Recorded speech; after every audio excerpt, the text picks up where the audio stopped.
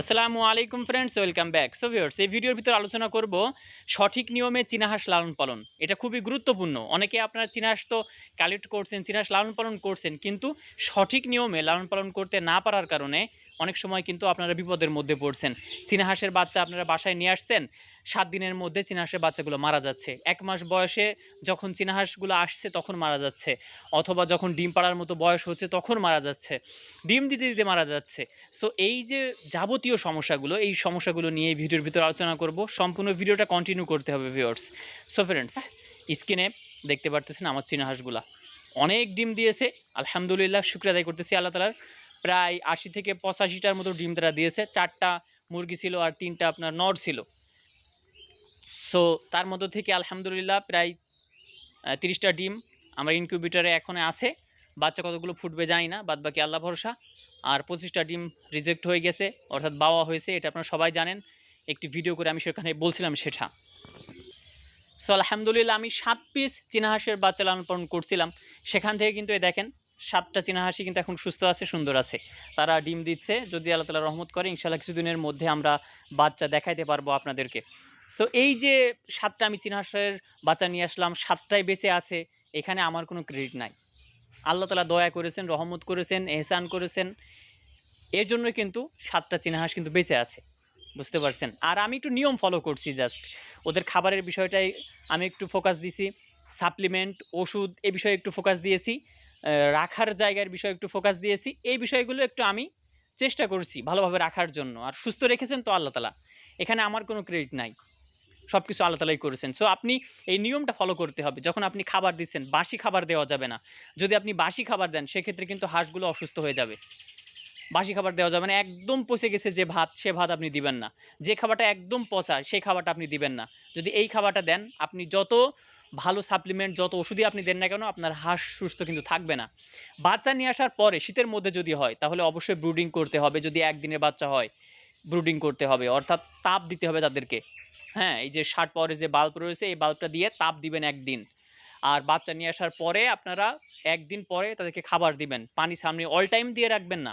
যখন বাচ্চা নিয়ে আসছেন আপনি অল টাইম পানি যখন দিয়ে রাখবেন, তখন বাচ্চাগুলো অসুস্থ হবে। 1 মাস বয়স যখন হয়, 28 দিনে কিন্তু একটা ভ্যাকসিন আছে। এই ভ্যাকসিনটা আপনারা দিয়ে নিবেন। প্রাণী সম্পদ অধিদপ্তরে আপনারা যাবেন, সেখানে ভ্যাকসিন ইনশাআল্লাহ পেয়ে যাবেন। প্রত্যেকটা হাঁসকে আপনারা দিয়ে দিবেন। এই ভ্যাকসিনটা দিয়ে দিলে রোগ প্রতিরোধ ক্ষমতা বাড়বে। সো ভ্যাকসিন কিন্তু আমি আমার হাঁসের দেই নাই, যেটা সত্য কথা।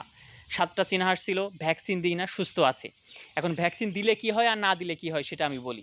ভ্যাকসিন দিলে ওদের শরীরের মধ্যে অ্যান্টিবডি তৈরি হয়, যেটাতে অল্প অসুস্থতায় হাঁসগুলো মারা যায় না। আর যখন আপনি যখন আপনি ভ্যাকসিন দিচ্ছেন না, তখন কি হবে? তখন হালকা একটু অসুস্থতায় অনেক সময় দেখা যায় যে হাঁসগুলো মারা যায়। অসুস্থতায় মারা যাচ্ছে। হঠাৎ করে অসুস্থ হচ্ছে, মারা যাচ্ছে। সো এই ধরনের সমস্যা কিন্তু হয়। আলহামদুলিল্লাহ, এর আগে যখন ১ম আমি শুরু করছিলাম, তখন হাঁসগুলা বেশ কিছু হাঁস আমার মারা গিয়েছিল। পরবর্তীতে যখন আমি কালেক্ট করি, একটু অভিজ্ঞতা যখন হয়েছে, তখন দেখেন আলহামদুলিল্লাহ, শুকরিয়া আদায় করতেছি আল্লাহ তাআলার। দেখেন হাঁসগুলা কিন্তু আর মারা যায় নাই। আমি আল্লাহর উপর ভরসা করছি, আল্লাহ তাআলার কাছে দোয়া করছি, আল্লাহ সুস্থ রেখেছেন। আমি ওষুধ দিয়েছি, সাপ্লিমেন্ট দিয়েছি, খাবার দিয়েছি। আলহামদুলিল্লাহ, দেখেন হাঁসগুলো কিন্তু সুস্থ আছে। সো যখন ডিম দিবে তখন ক্যালসিয়াম বাড়ায় দিতে হবে। ক্যালসিয়ামটা খাওয়াবেন বেশি, বেশি। ভিটামিন, মাল্টিভিটামিনটা দিতে হবে। তারপরে আপনারা জিঙ্ক দিবেন, জিসভেট জিঙ্কটা দিবেন। এটা ভালো কাজ করে। সো এইগুলো যখন দিবেন তখন কিন্তু হাঁস সুস্থ থাকবে, সুন্দর থাকবে। আর এই বিষয়টাই কিন্তু মূল হাঁস পালনে।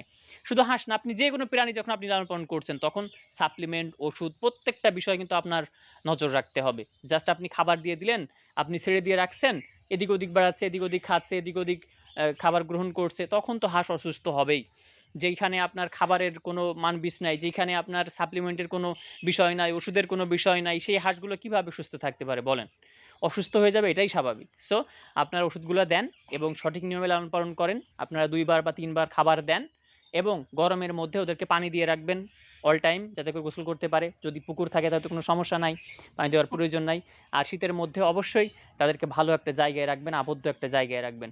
সো আশা করি এই বিষয়গুলো ক্লিয়ার হয়েছেন। আমাদের এই চ্যানেলের মধ্যে চীনা হাঁস সম্পর্কে অসংখ্য ভিডিও আপনারা পেয়ে যাবেন।